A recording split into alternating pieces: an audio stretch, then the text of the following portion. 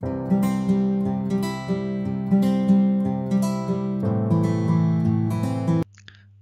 pagi, salam sehat, salam sejahtera buat kita semua. Jumpa lagi dengan mata kuliah IT Service Management atau Manajemen Layanan IT. Masih bersama saya, Leon Andretti Abdillah. Adapun topik bahasan yang akan kita ulas pada kesempatan kali ini adalah IT Service Design atau perancangan layanan IT. Assalamualaikum warahmatullahi wabarakatuh. Selamat siang, salam sehat dan sejahtera buat kita semua. Selamat datang rekan-rekan mahasiswa yang saya cintai dan banggakan dimanapun Anda berada. Semoga selalu dalam keadaan sehat walafiat dan dalam lindungan Allah Subhanahu wa Ta'ala. Amin ya Rabbal 'Alamin. Perkenalkan, saya Leon Andretti Abdillah, saat ini sebagai Associate Professor Computer Science and Information System, kemudian Asesor BKD, Editor Journal and Conference, Reviewer di Gen di Tiristek, kemudian pengampu sejumlah mata kuliah seperti ACI, KMS, CRM, dan lain sebagainya, mentor di Pablo New Zealand, serta Unpad Indonesia, Consultant Academic Research and Community, serta Koordinator Natural System Research Group. Berikut sejumlah mata kuliah yang dia ampu, dimulai dari System Analysis and Design, Enterprise System, Research Method, Human-Computer Interaction, Knowledge Management System, Human Capital Management, Algorithm Programming and Data Structures, Supply Chain Management, Business Process, serta beberapa mata kuliah lainnya. Course Description: IT Service Management atau ITSM is a framework that focuses on the efficient and effective delivery of IT services to customers. This course covers the principles, practice, and tools involved in managing IT service, including the management of service strategy, design, transition, operation, and continuous service improvement. In brief, ITSM is simply how IT team manages the end-to-end delivery of IT services to customers. Jadi secara singkat ya, ITSM ini akan mempelajari bagaimana tim IT itu mengelola pengiriman end-to-end dari IT service ke para pelanggannya. Tujuan dari mata kuliah ini adalah mahasiswa memahami konsep ITMS, kemudian mampu menjelaskan layanan yang ada pada ITMS, serta mengetahui frameworks yang populer digunakan pada ITSM. Service Life Cycle atau siklus hidup layanan berdasarkan ITIL Core Architecture. Jadi ada 3 fase yang terlibat dalam service life cycle. Yang pertama itu adalah service design, kemudian service transition, dan service operation. Kemudian di sini ada bagian yang disebut dengan continual service improvement. Ini merupakan representasi dari pembelajaran dan peningkatan sehingga siklusnya dapat menyerap improvement. Sedangkan di sisi sini ada continual service improvement juga. Jadi ini akan mengupgrade strategi service menjadi lebih baik. Sedangkan strategi service sendiri adalah kebijakan dan tujuan dari suatu organisasi atau instansi. Oke, sekarang service strategi itu secara umum berfokus pada untuk membantu organisasi IT memperbaiki dan mengembangkan dalam jangka panjang, sehingga dia sangat tergantung pada pendekatan berbasis pasar. Oleh karena itulah, publikasi service strategi itu terletak di bagian inti dari life cycle ITIL, terutama pada versi yang ketiga.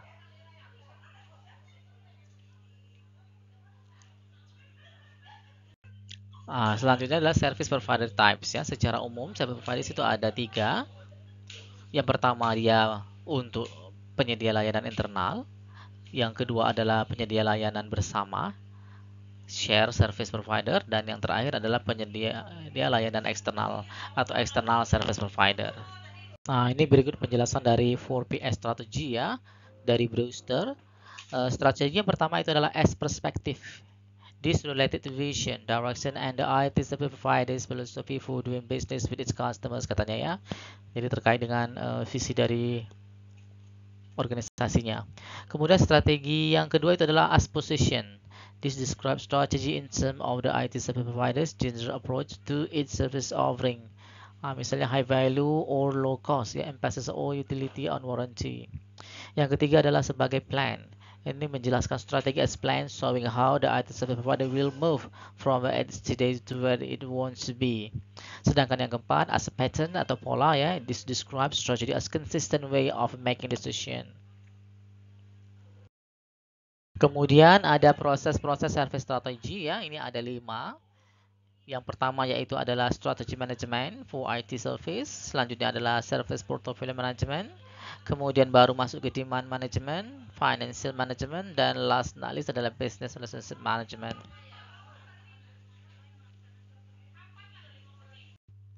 Adapun tujuan pada pertemuan kali ini, yang pertama adalah menjelaskan tentang service design scope, kemudian service design objective, mengetahui the 4 base components, mengetahui proses-proses service design, dan service design package. Adapun agenda pada pertemuan kali ini kita bagi menjadi 5, dimulai dari service design scope, kemudian service design objective, the 4 base components, service design process, dan service design package. Oke, kita masuk ke introduction ya atau pendahuluan.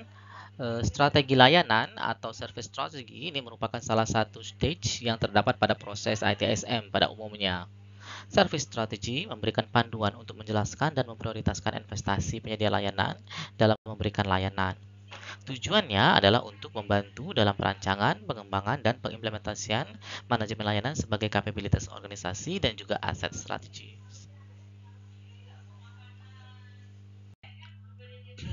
Service design follow the service strategy in the service life cycle.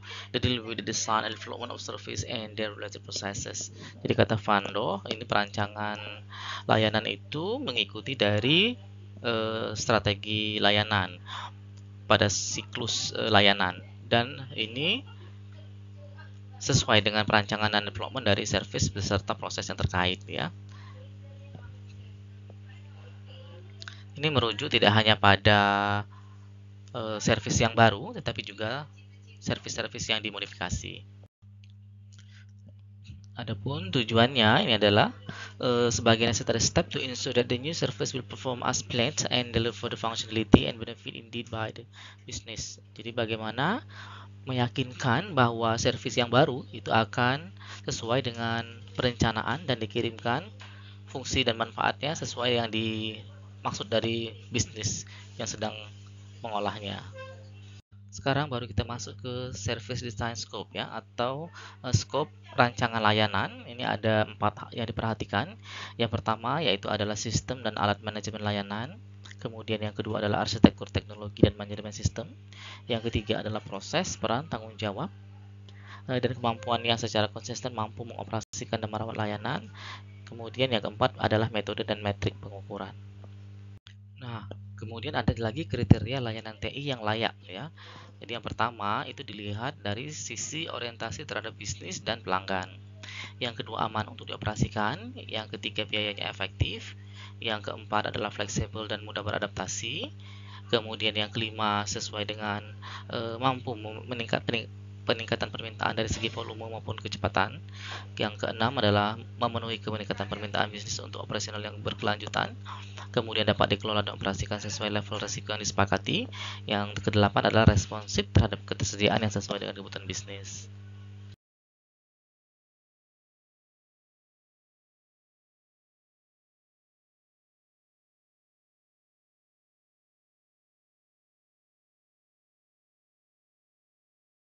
Ini baru service design major aspek ya, atau aspek-aspek yang utama dari perancangan layanan.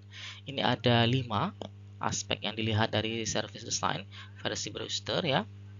Yang pertama yaitu adalah introduction of new change service through the accurate identification of business requirement and the definition of service requirements. Yang kedua adalah the service management system and tools such as the service portfolio, ensuring mutual consistencies with other service and appropriate tool support. Selanjutnya adalah capacity of technology architectures and management system to operate and maintain new service. Kemudian the capability of all processes, not just those in service design, to operate and maintain new and challenge services. Yang kelima adalah designing in appropriate measurement methods and metric necessary for performance analysis of service. Tujuan utama dari rancangan layanan Setidak-tidaknya ada 5 di sini ya. Jadi yang pertama itu adalah untuk merancang layanan yang tidak hanya memuaskan dari segi tujuan bisnis dan stakeholder, terutama dalam hal kualitas, kemudahan penggunaan, kepatuhan, keamanan, tetapi juga minimal cost ya. Kemudian merancang efisien dan efektif, baik itu policy, plan, proses, arsitektur, dan framework untuk mengelola service selama daur hidupnya. Kemudian juga untuk mendukung transisi layanan dalam mengidentifikasi dan mengelola risiko yang terkait dengan pengenalan layanan baru atau perubahan layanan. Juga untuk merancang ukuran sistem yang di-assess secara efisien dan efektif bagi rancangan layanan dan delivery-nya ya. Dan juga untuk berkontribusi ke continuous service improvement atau development manager. Yang pertama adalah functional utilitas daripada layanan maupun produk, khususnya bagi pelanggan. Kemudian yang kedua adalah sumber daya, seperti manusia, teknologi, dan ketersediaan biaya. Serta yang ketiga adalah penjadwalan waktu pengerjaan layanan atau produk sampai selesai. Kemudian identifikasi kebutuhan layanan. Jadi harus memperhatikan dan mempertimbangkan semua elemen layanan ya, mulai dari resource, schedule, functionality, dengan menggunakan pendekatan holistik untuk perancangan layanan baru dengan melibatkan layanan dan komponen penyusunnya, serta hubungan antar mereka. Hubungan antar elemen itu bisa dilihat pada gambar berikut ini. Pada IT Service Design juga dikenal dengan 4PS Components ya. Jadi dalam praktek implementasi IT Service Management, ini bagaimana mempersiapkan dan melakukan perencanaan secara efektif dan efisien dengan menggunakan 4P. 4P itu yang pertama adalah people ya, kemudian dilanjutkan dengan proses, selanjutnya adalah produk, dapat berupa layanan, teknologi, dan alat. Kemudian baru P yang terakhir adalah partner. Partner ini dapat berupa supplier, pihak manufacturer, dan vendors. Selanjutnya ada IT Strategy or Steering Group yang disingkat dengan ISG gitu ya.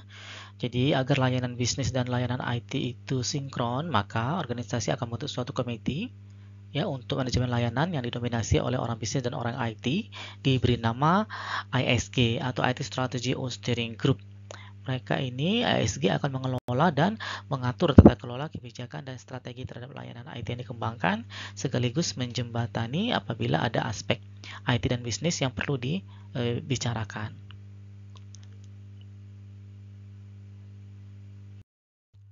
Service Design Process secara umum bertanggung jawab dalam menyediakan informasi penting ke dalam rancangan layanan. Adalah service design aspek. Ini ada 5 yang perlu diperhatikan ya. Yang pertama itu adalah rancangan layanan termasuk pada kebutuhan fungsional, sehingga sumber daya dan kapabilitas personil pada organisasi harus disetujui dan sesuai dengan kebutuhan organisasi. Kemudian portofolio layanan itu digunakan untuk pengelolaan dan kontrol layanan selama daur siklusnya. Kebutuhan akan rancangan arsitektur teknologi dan pengelolaan sistem itu untuk menyediakan layanan. Kemudian proses perancangan layanan yang dibutuhkan untuk perancangan, transisi operasional dan peningkatan layanan, serta perancangan metode pengukuran dan metrik layanan, arsitektur layanan, dan komponen penyusun serta prosesnya. Adapun outline dari service design process itu dapat dilihat pada gambar berikut ini. Jadi yang bagian di tengah yang besar ini merupakan bagian dari service design ya.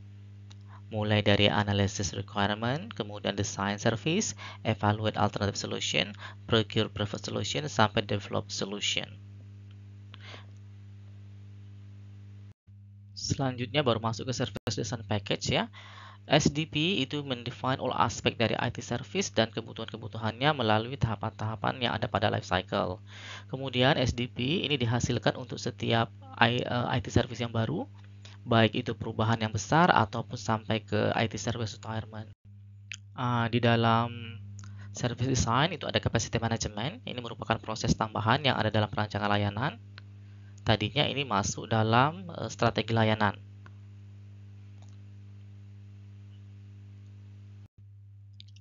Proses manajemen kapasitas secara terus-menerus berusaha untuk tetap menyelesaikan sumber daya dan kapasitas IT dengan perubahan kebutuhan bisnis dengan cakupan anggaran biaya yang efektif. Untuk menyelaraskan hal tersebut, maka kita perlu set dan optimasi sumber daya yang sudah ada, beserta estimasi dan perencanaan yang efektif terkait dengan kebutuhan masa depan ya. Nah, jadi ini kita lihat di gambarnya. Jadi kalau ada kebutuhan akan layanan baru, maka perlu direview dulu ya, current capacity and performance-nya. Kemudian bagaimana kalau diimprove itu seperti apa? Kemudian baru kita nilai ya, baru setuju dan dokumen new baru. Nah, kalau sudah terpenuhi barulah plan new capacity. Alur aktivitas manajemen kapasitas layanan itu nampak seperti pada gambar berikut ini.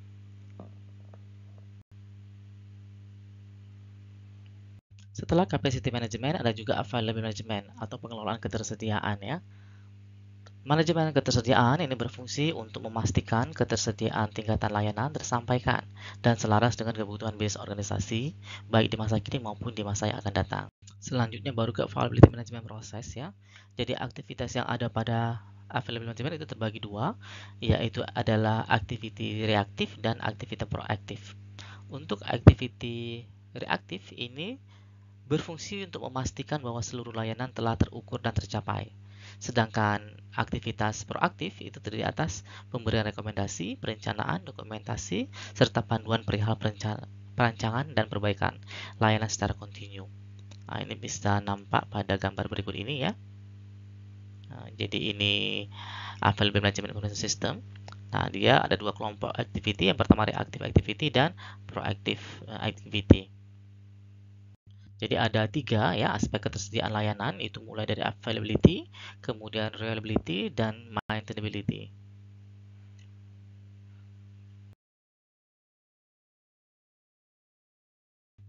Yang pertama availability, ini merupakan kemampuan layanan dan komponennya untuk melaksanakan fungsi sesuai dengan apa yang diinginkan atau dibutuhkan. Ini dihitung berdasarkan Agreed Service Time (EST), yaitu waktu layanan yang telah dijanjikan. Adapun rumusnya availability dalam persen itu adalah equal to EST downtime dibagi dengan EST dikali dengan 100. Selanjutnya adalah reliability. Ini mengukur berapa lama layanan dan komponennya dapat menjalankan fungsinya sesuai dengan kesepakatan tanpa adanya gangguan. Diukur menggunakan Mean Time Between Service Incidents (MTBSI) atau Mean Time Between Failures (MTBF). Adapun rumusnya masing-masing sebagai berikut.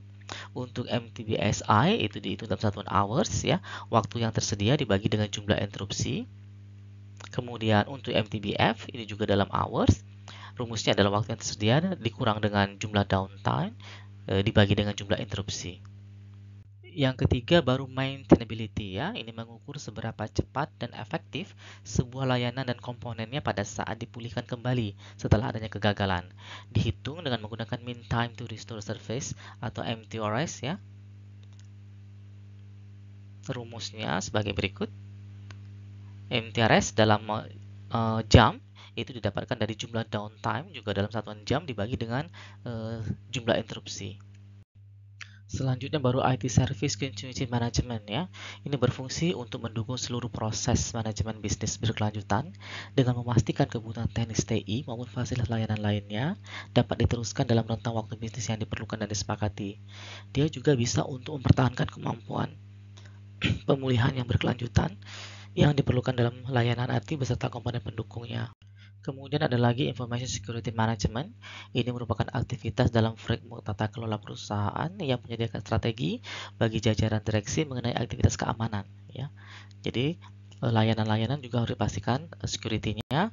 Ini untuk menyelaraskan keamanan TI dengan keamanan bisnis dan memastikan keamanan informasi dapat dikelola secara efektif di segala layanan. Selanjutnya adalah supplier management. Ini adalah proses mengelola pemasok beserta layanan yang mereka sediakan untuk menjaga agar layanan yang digunakan itu memiliki kualitas yang selaras dan sesuai dengan nilai bisnis organisasi yang diharapkan. Dengan adanya proses manajemen pemasok, maka diharapkan kerjasama yang dilakukan dengan pemasok layanan memiliki utilisasi biaya yang efektif. Seluruh aktivitas proses manajemen pemasok itu harus didasarkan pada strategi pemasok dan kebijakan dari strategi layanan. Nah, ini ada bagannya ya, apa-apa saja yang perlu dilakukan.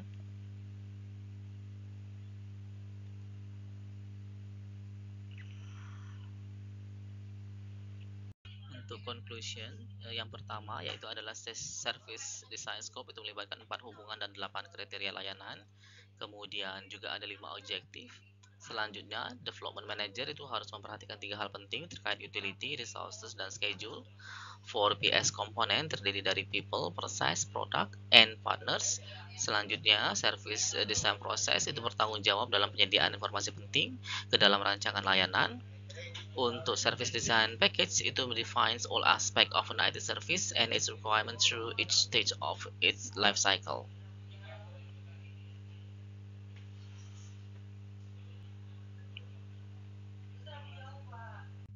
Untuk assignment itu Anda diminta mencari satu contoh dari IT service strategi, terutama yang terkait dengan tema kelompok kalian.